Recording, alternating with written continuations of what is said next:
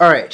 Um, okay, so today's conversation is slightly different, a bit of a more somber mood because a couple of days ago we had an iconic person, the Queen of England, pass away, and it's a big deal. I think most of the world was expecting this day to happen sometime sooner or later, but I think in the mix of all of this, there's just a huge conversation that has erupted across the board, and that is the significance of the monarchy, correct? I think the queen herself was actually quite a nice person. She's seen a lot. She's lived through some of the most, drastic, momentous events in history, right? She's seen it all. She was crowned at the age of 25, I think in 1952. Longest reigning monarch, 70 years plus. And she definitely held that position with a lot of grace and sincerity. Yeah. And she's, accomplished a lot in her lifetime.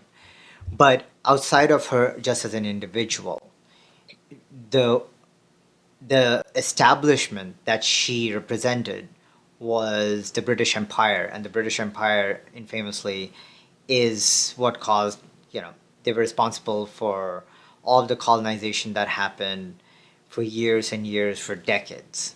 And you and I are products of one of those colonies, India, one of the most profitable colonies, right? Mhm. And India was, brutally colonized for 200 years, just ravaged. Uh, I understand that she was not a part of it. She, I think, came into power in 1952. India got its independence in 1947. But amongst people like us, there is this conversation of what does it mean? Because a lot of, you know, news anchors and TV hosts are going out and about, and it's like, how do you feel? And they're not getting the answer that they would expect. There's a lot of indifference. For most cities are now multicultural, people have moved around, immigration is a big deal, so most people, even in Canada, which to this date is basically are still a part of the British Commonwealth in some ways, and the Queen is still a state figurehead.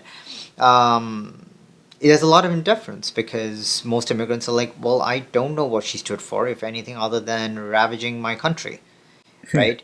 And even within the UK, people who are our generation, they're like, she was a wonderful lady, and we feel bad, but do I feel like any bit of nostalgia? No, not really, because they're aware of kind of the dark past that she has been a part of or represented in many ways. So I'm going to ask you the same question. What do you feel? How do you feel about it? What are your thoughts? Because I'm very conflicted. So I don't. I guess when I first heard, I was just my first thought was like, this is a 96-year-old lady that passed away. So whatever I Right. would feel for any 96-year-old person that passed away, if someone's grandmother passed away, I'd just be like, yep, that sucks. Like, I mean, it's sad. But as far as the overall feeling of nostalgia that some people have around the monarchy and just her being the head of it, I mean, she was the Queen of England and she Yeah. represented so many generations of that monarchy today, right? She was the modern Yeah. representation, the most modern one that lived through so much. I think she was like the first queen to be televised ever. So Yeah. lots of firsts for her. It's almost like she bridged that gap between what the monarchy used to be versus what they are today, in terms of Absolutely. just being a constant through that. So I think in that sense, it was kind of sad to see that part of it. Like, okay, it's the end of an era in so many ways. But overall, I'm on camp indifference. I really didn't. It doesn't bother me in any more way than that. Um, I think there's like a lot of people today, especially in the UK and other Commonwealth countries, where they do remember what the monarchy represented, and for their figurehead today to be passing away. Again, you look at it from both Yeah. sides, where it's like, one on the one hand, it's like it's an individual that passed away and you're sad, But on the other hand, they stole a lot of stuff, and they to this date, the UK itself, I don't know what they have in terms of resources. They are one of those countries where, because they've colonized so many countries over the years, their wealth and their standing in the world, so much of it was representative of all that they had looted over the years. And True. uh, I think that's the dark side of all this. Is you can't forget that all that happened, and she didn't stand for it herself. I'm not saying she went around colonizing herself, but at the same time, she was part of a long lineage of monarchs that did. And yeah, as much sympathy as I can feel for that today, yeah, I'm indifferent to her passing. It doesn't really bother me. I think, from my perspective, there are two sides to this conversation. One is, what does she represent for everybody outside of the UK, for all the colonies that were created under the British Empire? Yeah, And the other conversation is what the people of Great Britain themselves feel about the monarchy as it stands right now, with a new king in tow, with Prince Charles becoming now King Charles III. What does that look like for the monarchy from the society that's going to surround them, right? So, if you first want to talk about from outside of the UK and its own people, I think there is just a lot of indifference. I think to some people, it's still a joke that in today's day and age, where democracy is the way forward, there still is a sense of the requirement for the monarchy. hmm To which I would say that, after the 1970s, the sort of prestige that the British Empire had in terms of military and political might started to lessen. But the Queen's popularity is kind of was the constant that you speak of, which kind of elevated it and gave it a punch much above what it actually had within itself, right? yeah, So she was definitely that source of strength for the British people in general yeah. on an international That's platform. actually a good way to put it, because at the end of the day, I think because they finally lost her, she was 96, so they knew the day was coming at some point, right? Absolutely. Somewhere around the corner. But it almost seems like that sense of panic is there a bit because they've lost their figurehead. They've lost that person that represented so much to them. Like you said, it was on. She's on multiple countries' currencies, and our And culture. ours, And yeah, exactly, like not multiple countries. Canadian, yeah, Yeah. yeah, several, almost colonies, right? Yes. So So it's a lot. It's a lot to take in. I think it's like anything when you grieve the passing of someone, it takes yeah, their stages of grief. yeah, And the UK is going through their own, and you can respect that. Like I can respect the fact that this is their leader at the end of the day, whether it was a figurehead position or not. It's someone that represented leadership for them who has yeah. now passed. Again, like I said, I mean, what she represents is on the international platform. Yeah, the president represents the U.S., Putin represents Russia, Modi represents India, and it is the Queen of England who represents England. It's not the prime minister, even though she is just a figurehead, Right. right? So definitely, she is on an international platform. She's the face of the country, but I mean, I don't want to talk from within. I mean, we can talk about what their own society thinks about, but I want to talk about first what everybody outside of the world thinks, right? Including us So, as like former. especially us, Yeah. because for anybody who's not colonized by them, I need them to understand where we're coming from. It's Yeah. important to understand that, right? You and I have, I mean, to be honest, we ourselves have not seen the effects per se. We're just living the consequences of it today in our country. Yes. But, Shashi Tharoor is somebody who's been very vocal about why the UK owes reparations to India and a lot of its colonies. In the 1700s, when India was by itself, and mind you, back then India had a lot of dynasties ruling it, and it wasn't exactly India per se. It was fragmented. Still, India's GDP, it was one of the richest in the world, with 27% of the global GDP. And by the time the British left, we were down to like just over 3%. They had looted us of textiles, spices, shipping, steel, you name it, Right. right? And what really kind of infuriates a lot of people, myself included, is kind of the whitewashing that goes with it. Right? It was like, well, yes, they did a lot of stuff which was regrettable, but then they introduced democracy, they introduced the English language. And to me, it's like it's so big of them and so rich of them to claim that they introduced democracy after 200 years of exploiting the country. I know it's like they How came with this convenient. benevolent idea of uniting India and introducing democracy and opening schools and starting our railway system is basically based on all the work that the Brits put in when they came in, to connect different parts of the country that were not otherwise connected by rail. For And their benefit. exactly. But the way it's obviously like now, if you were to speak to some people, they just say that no, like, think about all the good things that happened because of them. Because of them, we were Exactly. united. Because of them, we got a better schooling system. We speak, most Indians speak English pretty, I wouldn't say most Decent Indians, but a English, lot of yes. Indians speak comfortably in terms of like their command of the English language because most of the good schools were in English medium. And That's another disturbing conversation that we'll get to, is right. how a good school is defined by whether they can speak the English language or not. But that's such a common narrative, and it's almost reinforced when you look at the job markets in India. As someone who's graduating, if you speak English comfortably, you're valued more. You're not necessarily Yeah. smarter than someone who doesn't. It's just that you have a leg up on someone who doesn't because you happen to speak the language. And a lot of that Yeah. was reinforced by the way the British set up schools in India when they did come. They set up all these schools, they set them up as convents, they set them up as, these their puritanical Christian ideas were enforced on a lot of kids. And you were made to feel like that was the elite. If you could get into one of those schools, you were going to do well.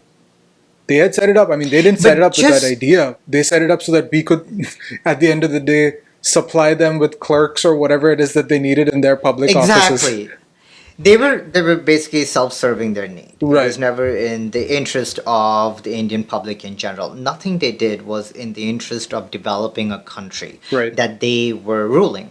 It was all how they could better manage and exploit a country. To me, it's just the number of artificial famines that were created under the British rule. The latest one being in 1943 in Bengal, where 3 million people died because just exporting grains to feed the British army while they were fighting World War II Yeah, at the cost of human lives in Bengal right, and doing nothing about it. right. No relief, no aid.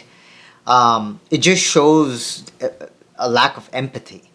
And because you're in the US and I think a lot of our viewership is also American, I think you mentioned this. I think you can to some extent draw parallels of what slavery was, the plantation houses were in the US, to the kind of exploitation that the British had on its colonies.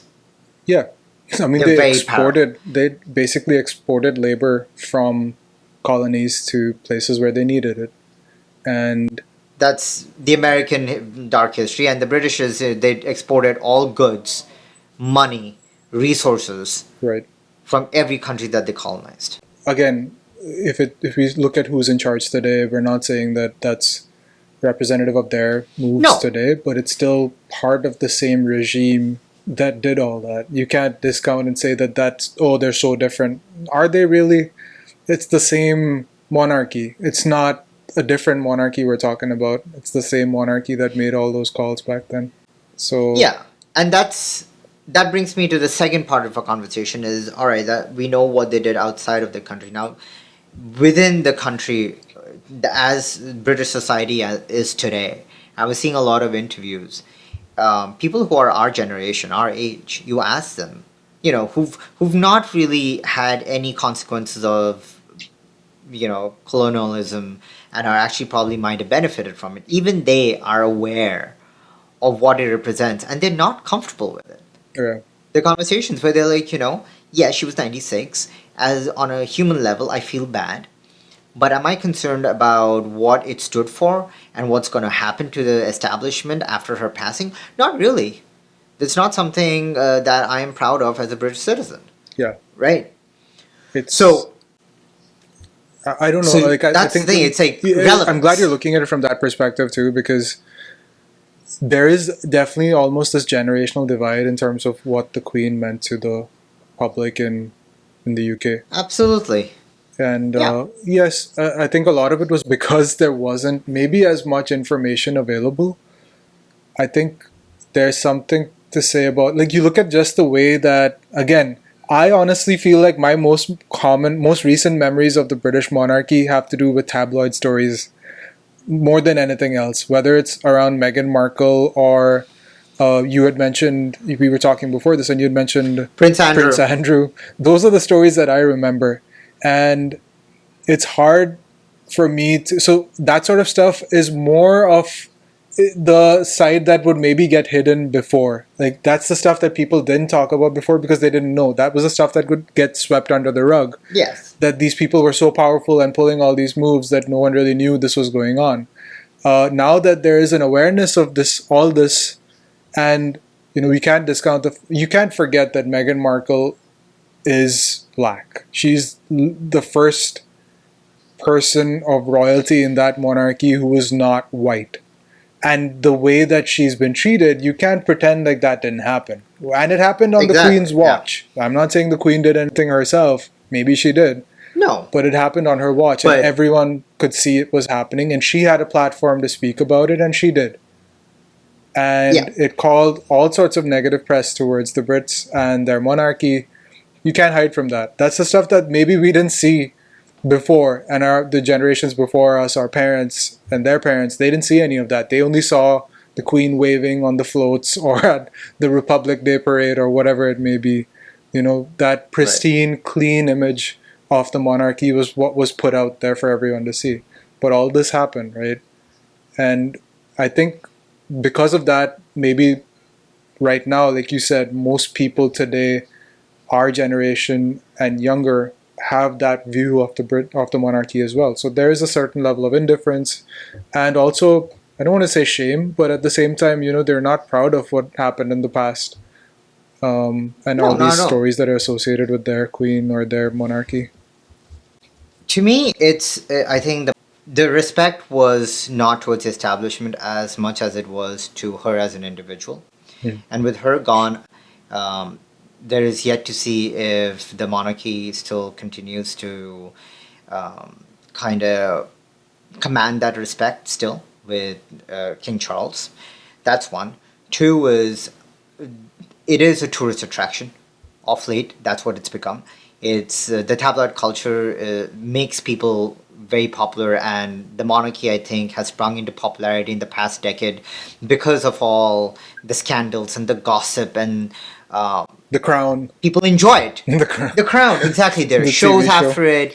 It's definitely intriguing to people, right? It's something that keeps them engaged. Hmm. But that's, to me, it's a tourist attraction, and that's where it's like this concept, the monarchy, is costing the people of the UK a lot of money, right? It's not something for free. They don't work. So all of the maintenance, their servicing, the upkeep is through taxpayers' money. So I was looking into the release every year, the accounts for the sovereign grant. They release a breakup of how much money is being used up for the upkeep of the royal family, and they fund the queen and her household official expenses.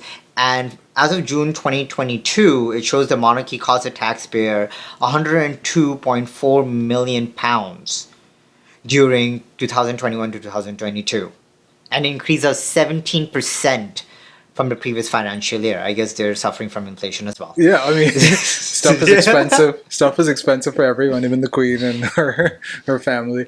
Yeah, And this even is more so coming for at a them. time when I saw something about energy bills in the UK being higher than normal because of the heat wave, and also coupled with the The oil Russian, crisis and all the stuff that's going on yeah, with Russia.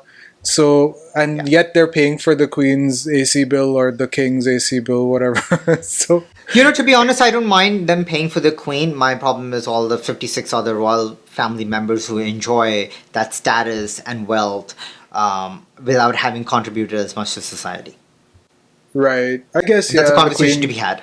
did her part when she had to, and even up until the end.